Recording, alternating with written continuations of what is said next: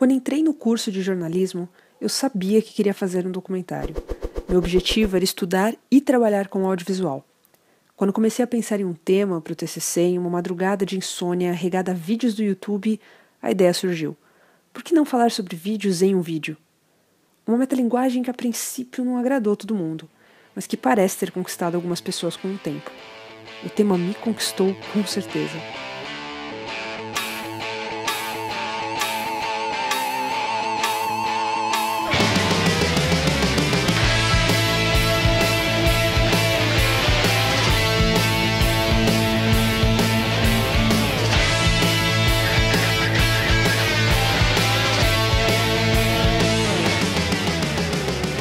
Eram os artistas, digamos, mais modernos do contexto que a gente via, que eram os caras que mexiam com vídeo. Se não havia risco, não tinha sal, então não tinha interesse. A gente tinha muito cabelo na cabeça e uma câmera na mão.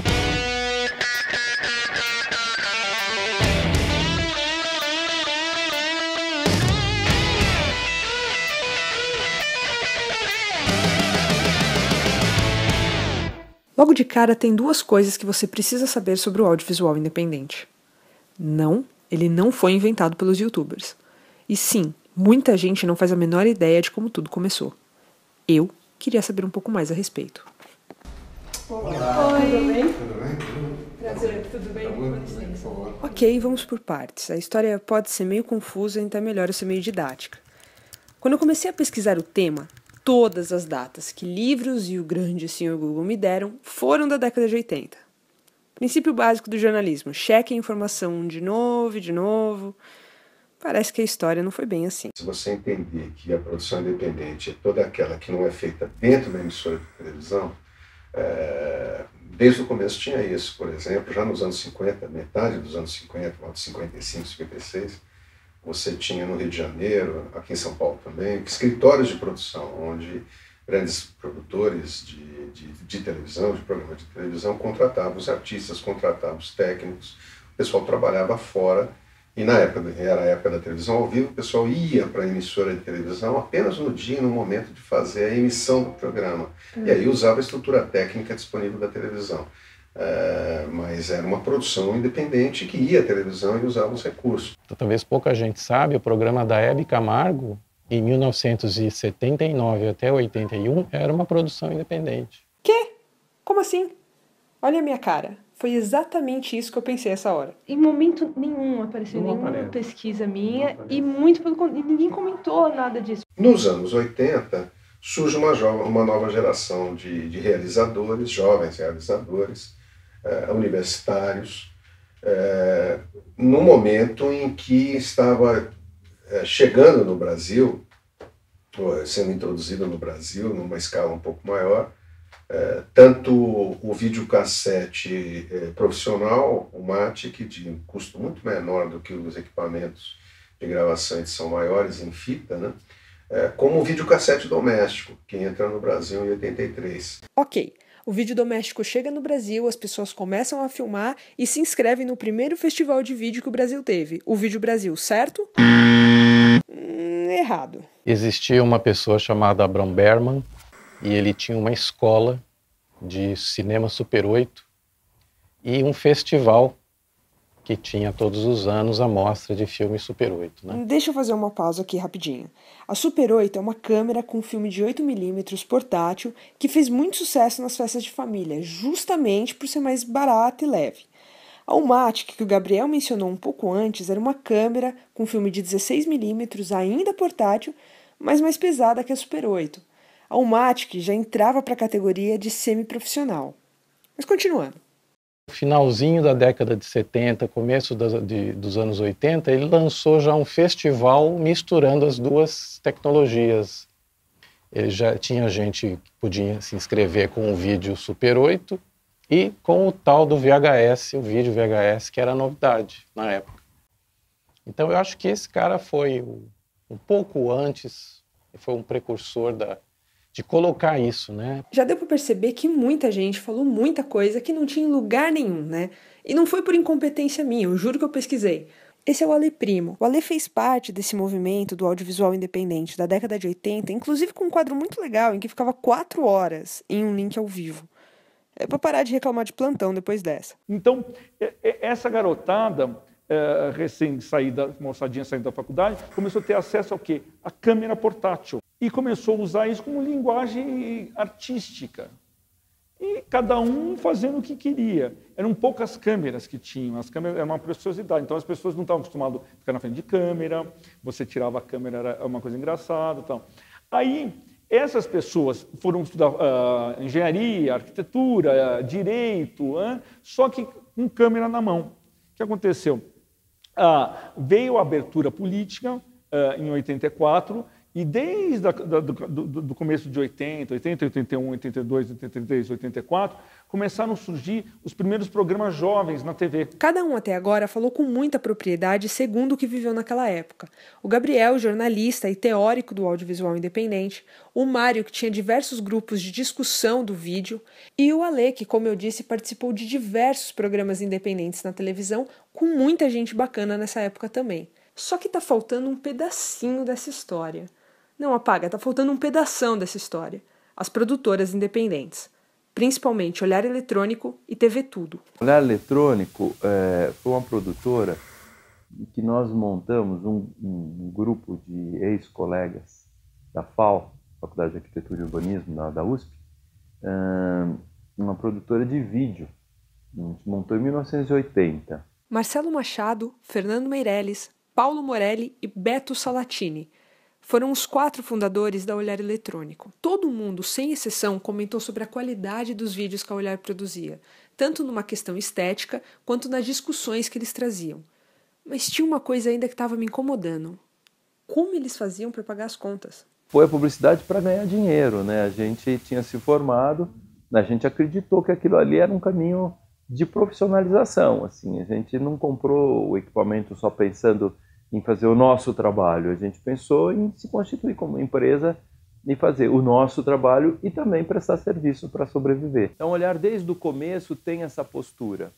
Engraçado, eu nunca tinha contado o começo do Olhar assim como eu estou contando para você. Yes!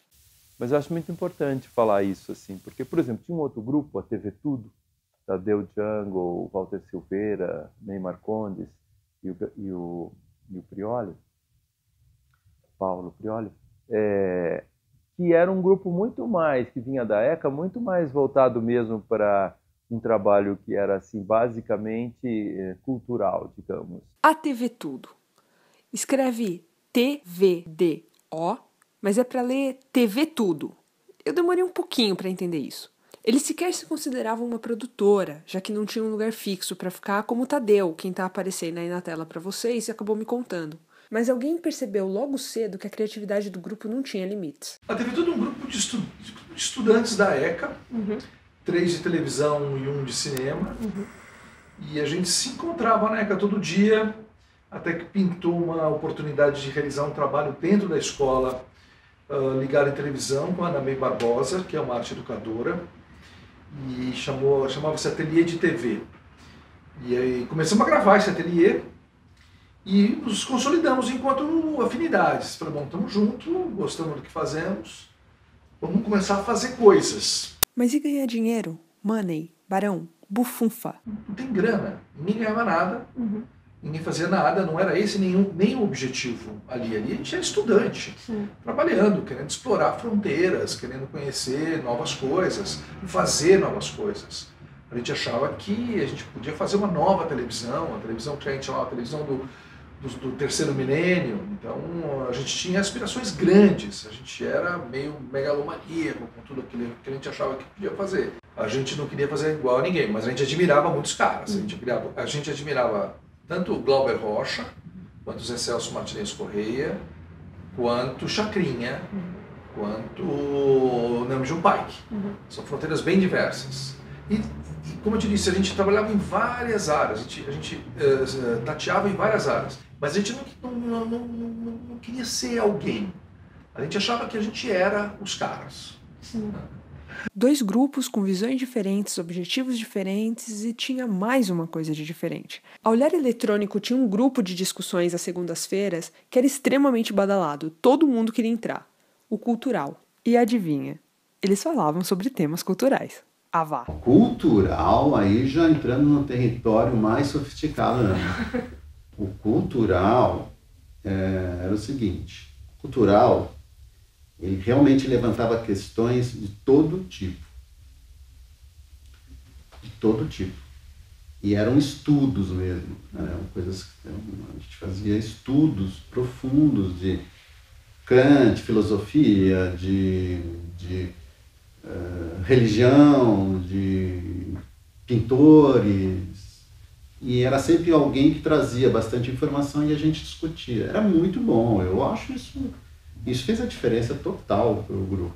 Tinha até uma certa coisa de não estudar cinema e televisão nesse grupo, para não ter um caráter assim, digamos, de ordem prática imediata, era de formação mesmo, e nesse grupo tinha uma coisa de porta fechada. A gente fazia ciclos e você só podia entrar no começo de um ciclo. Então, porque começou a aparecer muita gente. Todo mundo queria entrar no Cultural. Você saía dali querendo aplicar aquilo de uma maneira. Você queria aplicar. Essa é a vantagem do vídeo. Você podia aplicar na hora seguinte. E várias vezes foi aplicado na hora seguinte. Ao mesmo tempo, isso aqui simboliza no conhecimento védico, bicho, que simboliza os 4 elementos da alquimia: terra, fogo, ar e água, a cruz védica.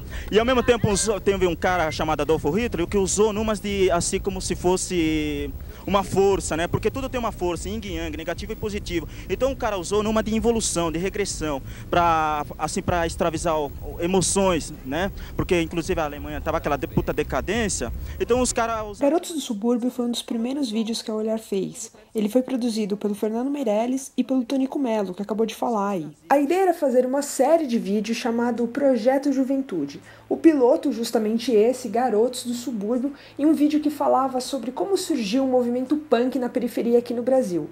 Lógico, vindo da Inglaterra. E não, o Supla não tá no vídeo. Foi o primeiro trabalho grande que a gente fez. E que esse eu realmente mergulhei com ele. E é dele, né? A ideia original é dele. Mas eu fiz muito com ele, muito. Mergulhei com ele. E aí a gente ganhou o primeiro prêmio que a gente ganhou lá no MASP. Um negócio que eu não lembro qual é o nome. Era o Vídeo Brasil? Acho que é Vídeo Brasil. Em 1983 aconteceu o primeiro festival Vídeo Brasil. Agora sim, o Vídeo Brasil. A Olhar levou para casa 3 prêmios. Esse que você acabou de ver aí, Garotos do Subúrbio, ficou em segundo lugar. Dá pra ver eu aí dentro? Em primeiro lugar, Marli Normal.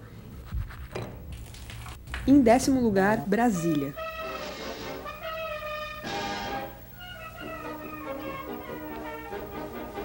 Mas a TV Tudo também não ficou para trás. Eles faturaram 2 prêmios nesse festival. Em 4º lugar, Frau, com uma pegada bem diferente da do Olhar. Primeira vez que eu tô ouvindo isso, ejaculação precoce no ator? Sim. Por que no ator?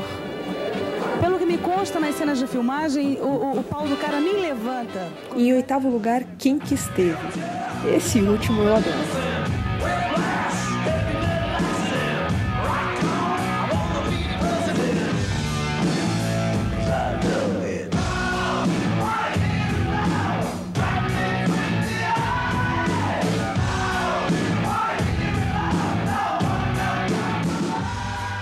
Quem que esteve é um vídeo engraçado, porque ele fica com um no cravo e um na ferradura. Ele é um vídeo aqui e ali, porque ele tentava ser um programa de televisão.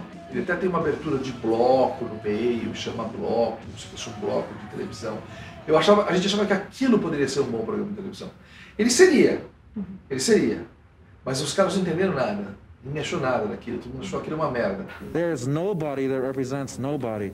Legal. A galera ganhou uns prêmios, se sentiu bonitão, mas e aí? E aí que a televisão viu, achou legal e chamou essa galera para trabalhar junto. Só que não foi tão simples assim. A vida não é um mar de rosas, né? Dentro da emissora era muito estranho, porque a gente era visto como um ser estranho lá dentro, um ser diferente, o quê? Vocês não trabalham aqui, vocês não batem cartão, mas vocês têm um programa aqui dentro. Então era uma coisa diferente.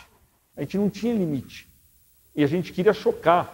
O primeiro grupo a conseguir um espaço na televisão foi a TV Tudo a convite do Nelson Motta. Eles foram para Bandeirantes fazer um programa chamado Mocidade Independente. O nome é bastante claro, né? Mocidade, Jovens, Independente. Era o vídeo independente chegando na televisão. A gente nunca tinha trabalhado em televisão, propriamente.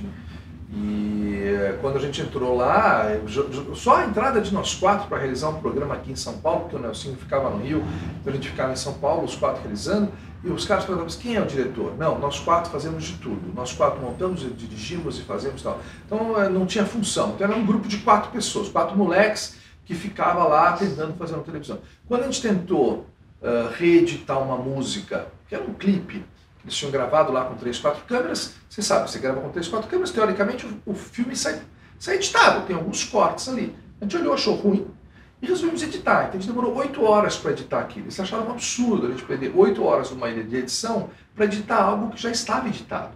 Mas a gente achava aquilo muito ruim. O nosso trabalho era um trabalho incômodo. Mas era um incômodo, mas que ele teve o aval do frescor de uma nova administração na Band. Quando o Walter Clark, que era o guru de tudo, foi para a Band e começou uma nova fase, foi nessa fase que a gente conseguiu estar no lugar certo na hora certa. Entendi. A gente entrou, fizemos Mocidade Independente, que foi realmente uma coisa muito diferente na televisão mesmo, só que ele durou 8 programas. 8 programas são 2 meses. Ou seja, muito pouco, a televisão não estava preparada. Assim como a TV Tudo, a Olhar Eletrônico também chamou a atenção do pessoal da TV. A famosa personalidade da televisão, Goulart de Andrade, também olhou para o Olhar e viu que tinha algo especial ali. O Vídeo Brasil nos deu uma visibilidade, o primeiro Vídeo Brasil, que provocou o convite do Goulart de Andrade para que a gente fosse fazer com ele um programa, na verdade, ocupar um horário que ele tinha de sábado à noite na TV Gazeta, que era a 23ª hora, às 11 da noite. Esse aqui é o palco do Teatro Municipal, onde vai acontecer o ensaio geral da ópera Carmina Burana, que estreia amanhã aqui em São Paulo. Esse é o último ensaio antes de começar o espetáculo. Eu nunca tive numa ópera, muito menos por trás de uma ópera, e é muita gente, muita confusão, então não sei muito bem para onde vai essa matéria. De qualquer jeito, a gente vai tentar mostrar o máximo de coisas possível e o comecinho da ópera, que chama Fortuna. Então, quando ele abriu o horário, na verdade, ele abriu para a gente fazer televisão ao vivo. Coisa que a gente não tinha experiência nenhuma. Mas a gente aceitou o convite e ocupou e começou a fazer, com o mesmo espírito que a gente fazia vídeo, televisão ao vivo. Depois disso, a porteira ficou aberta. Para mencionar alguns, teve o programa Antenas, também do Olhar. Televisão. É um programa pagão ainda, não tem nome. A gente está com um monte de sugestões aqui dos nossos telespectadores. Eu vou dizer para vocês. Juventude Democrática, Marinhagem, do grande poeta Paulo Leminski, Antenas. O programa Fábrica do Som, que era apresentado pelo Tadeu Jungle e revelou bandas como Titãs, o Traje a Rigor, Barão Vermelho e o próprio Ira. Pouca coisa, né? Quem vai ganhar o troféu incentivo? Todo mundo aqui, rapidinho! Não, todo mundo que cantou! O Repórter Mudo, que o Ale fez durante muito tempo, mas que foi inventado pelo Tadeu e pelo pessoal da TV Tudo. Ah, é pra falar que bom, é aquele mudo, né? As entidades estudantis. Esse é o silencioso? Elas não são entidades distanciadas dos estudantes. Porque sem vocês, elas não são... Já viu fazer entrevista silenciosa? A TV Mix, que fez um sucesso absurdo com seus repórteres abelha. É uma coisa bem misturada, né? Você faz todo tipo de trabalho. Como é que é isso? No jornal a gente tem aquela rotina do dia a dia, né? E tem os acontecimentos inesperados, né? E o programa mais mencionado em toda a pesquisa, em todas as entrevistas, em todo lugar. Estamos no ar!